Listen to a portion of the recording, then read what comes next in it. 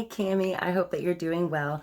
I wanted to start off by letting you know that you are the first one that I've done this tarot mentorship for.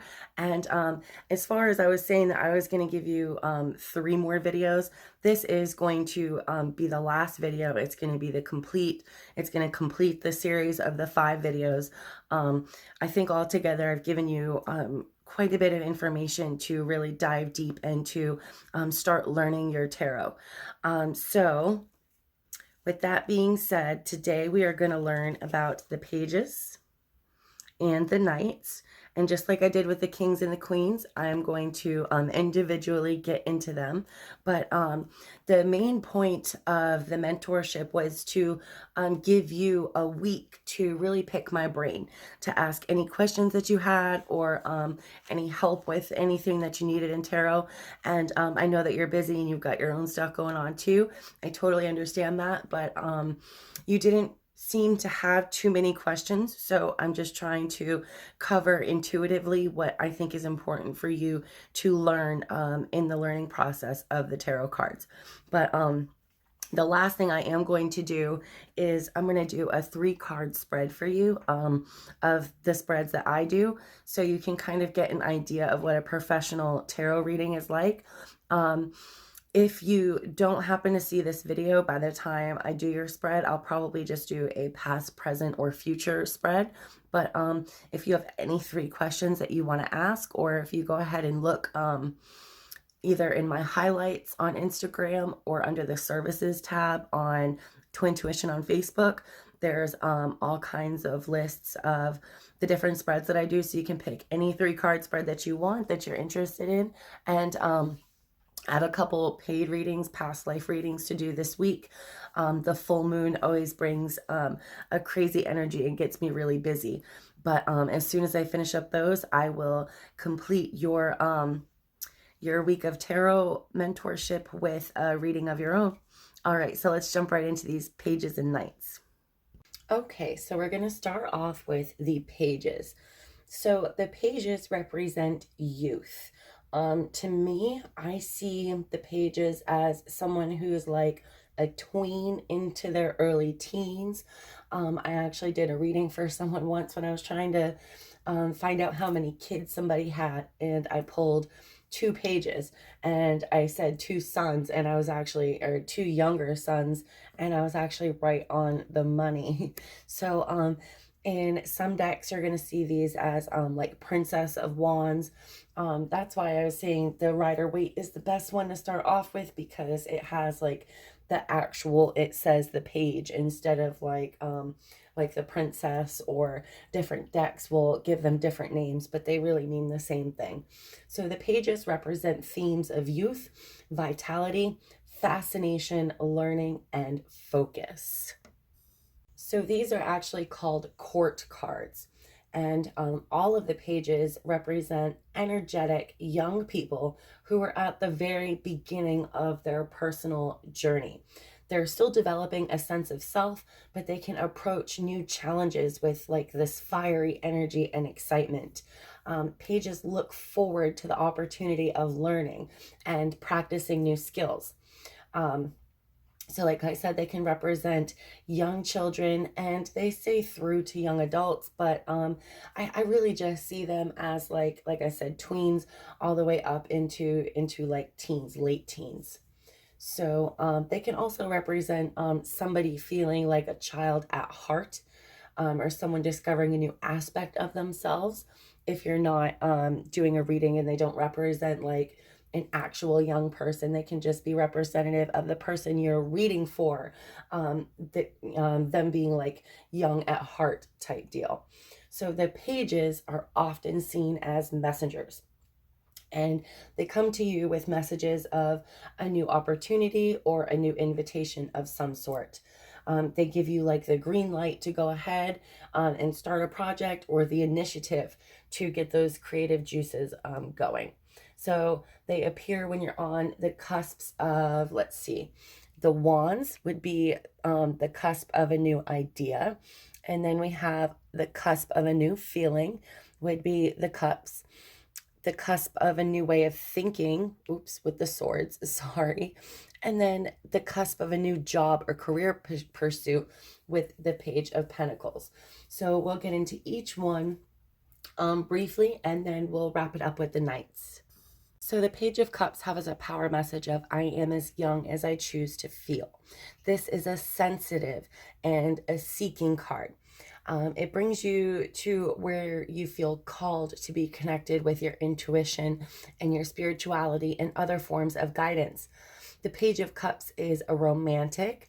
He is a curious guy, and he's gentle. This can also have a connection with new relationships or new feelings, like we were talking about. So it can also signify the beginning of a creative project or venture. It's an indication that there's a creative energy trying to really come forth in your consciousness. So often the Page of Cups talks about a positive message or news from loved ones. So it could be telling you about the birth of a child, an engagement or a marriage, a wonderful idea that you have, a pregnancy, a new relationship, travel plans, all of that stuff. He brings these messages. So it's a positive message that may be unexpected, but at the same time, it's like welcomed. So, and this talks about how you're going to respond to these messages in an emotional manner. So that is the Page of Cups. Here we have the Page of Wands with a power message of, I am always open to good news. Now he unites the energy of all of the pages with this intoxicating power of creativity. This card represents, the cups did too, but the Page of Wands really represents a new creative interest, the development of creative skills, and the desire to learn through doing something creative. He is similar to the Fool. You know, the Fool, number 0, the very first card of the deck that always represents like a new beginning of a new phase in your life. The Page of Wands is similar to the Fool because he's a free spirit and he represents change and new beginnings. He has a true passion for life, despite the fact that his understanding of the world isn't yet fully developed. He hasn't been weighed down by the burdens of the material world yet. And he comes and he goes as he pleases, and he encourages change wherever he goes. So the appearance of the Page of Wands indicates that you're going to experience a creative restlessness within your heart that just wants some form of expression. Or you could be on the verge of some new discovery or new phase in life. He really just represents a sudden creative spark that comes to you suddenly and unexpectedly. And it really sends you down on this road of a new creative vision. So he encourages you to express yourself and to express your individuality. So that's the Page of Wands. Let's go on to the Page of Pentacles. So the Page of Pentacles has a power message of, I am open to opportunities for personal growth. And he can show up at the beginning of like an entrepreneurial interest, like starting your own business or a professional training, or any sort of interest in making a change to your life. But usually it's geared towards like materialistic things or like a job, because he's interested in making a direct impact on his life by working towards stability. So he's like the baby of his family. You know, he's got his big brother, the Knight, he's got his dad, the King, and his mom, the Queen, and he's a lot like them. He's just the younger version. So he is the card of dreams and the desire to manifest those dreams in the material world. So again, you could be starting a new project, hobby, business venture, or at the beginning of even a new educational experience like college or something like that. So this page is a sign of enthusiasm and desire focused around a goal or a dream. He encourages you to put clear plans in place that will ultimately lead you to achieving these dreams and goals. So that is the Page of Pentacles, and let's go on to the Page of Swords. So the Page of Swords has a power message of, I take care of the detail and stay in control. Now he shows an interest in intellectual pursuits, right? Because he's that communication and intellectual air element.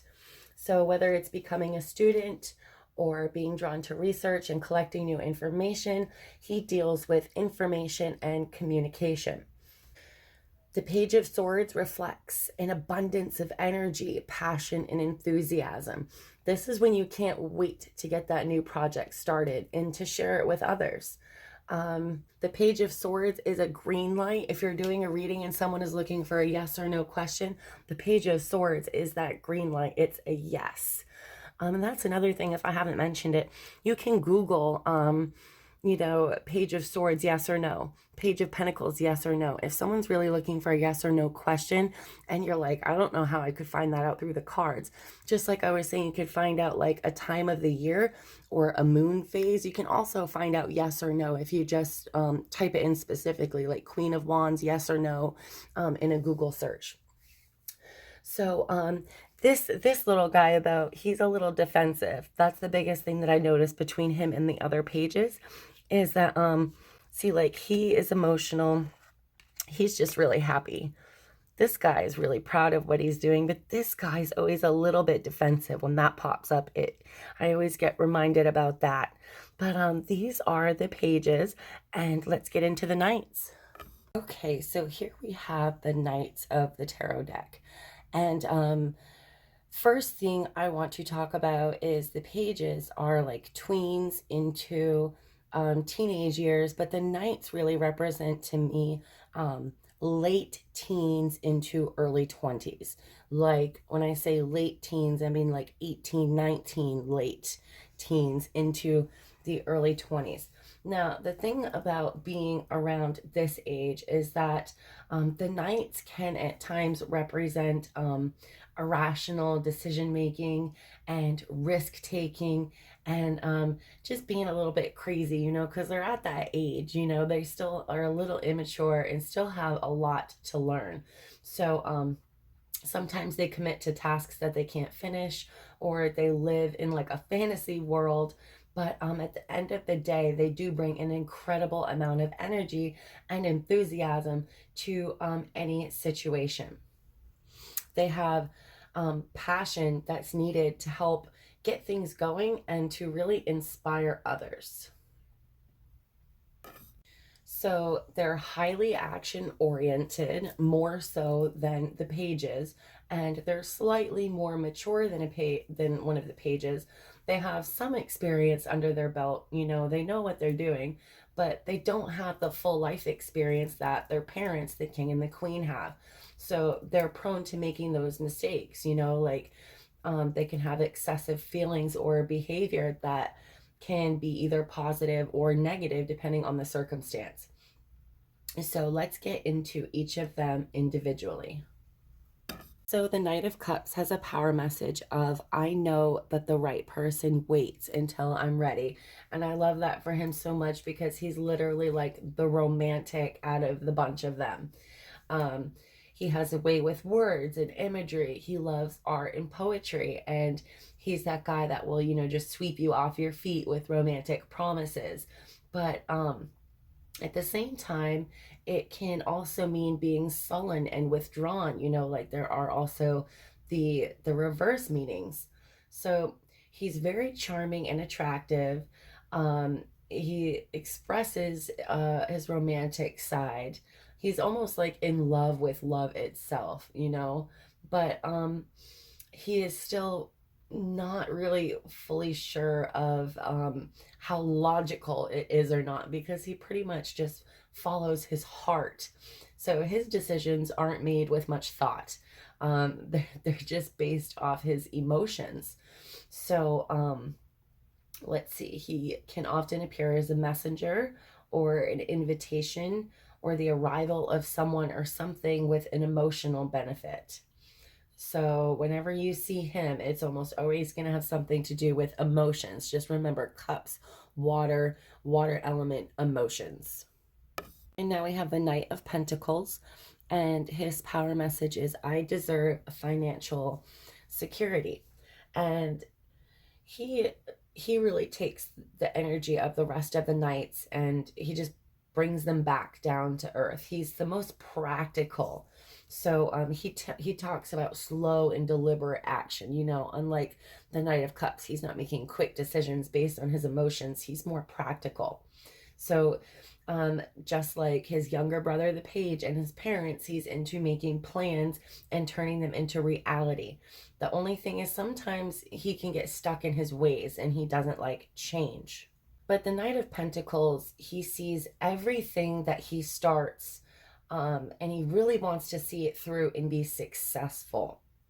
He has this incredible patience to accomplish his tasks, even if it's slowly but surely. And that's what makes him really reliable. And he's like the most responsible and committed out of the knights. So as a court card, he can represent a part of yourself, someone in your life, or an event.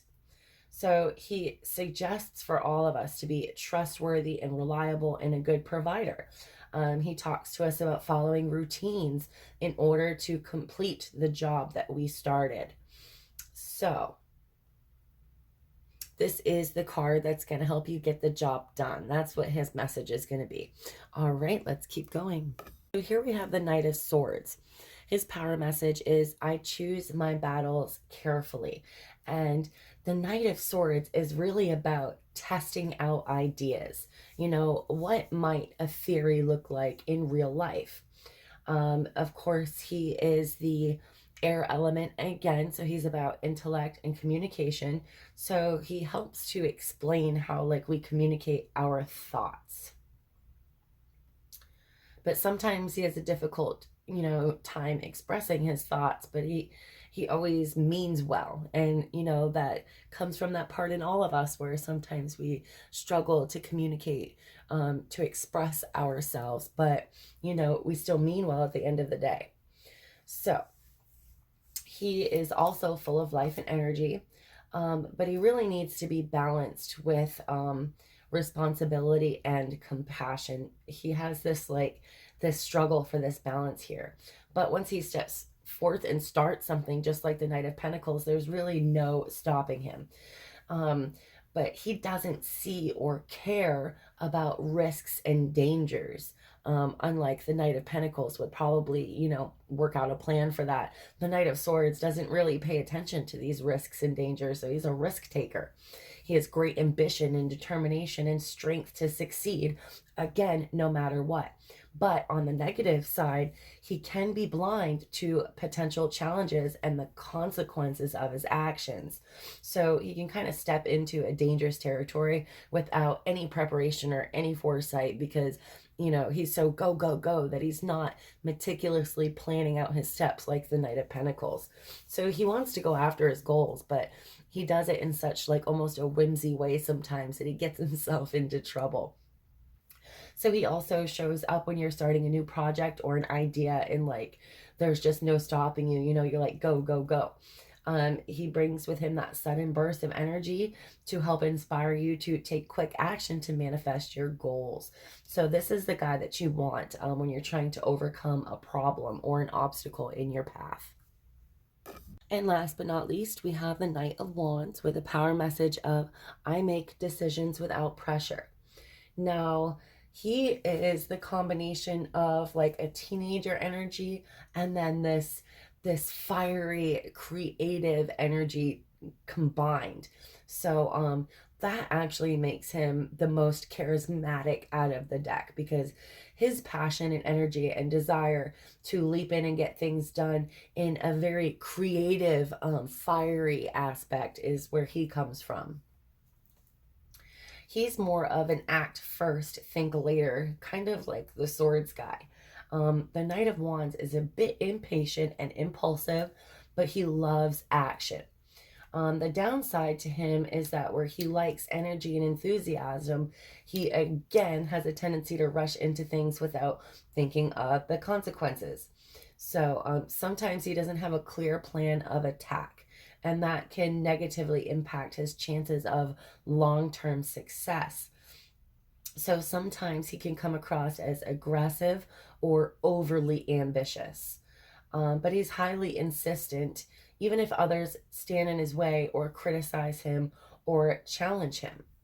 So when the Knight of Wands shows up in a spread, it's bringing of change or action that is coming around you, and that there's going to be a busy energy in a certain aspect of your life. So what his card says is pretty much to not resist this change and to give it your full attention.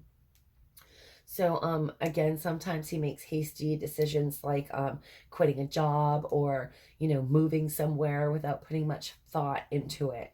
So when he comes up in a spread, that's kind of how you can connect the dots, because each card has like a lot of definitions. But when you think about like the different things that I said, you can kind of connect the dots to the other pieces and the other cards and the information that your sitter tells you. Like if you know that they just made a hasty move, or just quit a job on a whim, and this card pops up in the spread, then you can be like, wow, I can see here that you just dropped this job on a whim and didn't really fully think it through, type deal. All right, so those were the pages and the nights. I really loved helping you learn tarot. I hope you enjoy it and have so much fun with it. Don't take it too seriously, and remember to like I said, if you call it God or spirit or your higher power, really try to connect with the universe and connect with your own energy and the energy of the person that you're reading when you do your readings, and you're going to do great. I know you will. All right, girl, have fun. All right, so that's it, girl.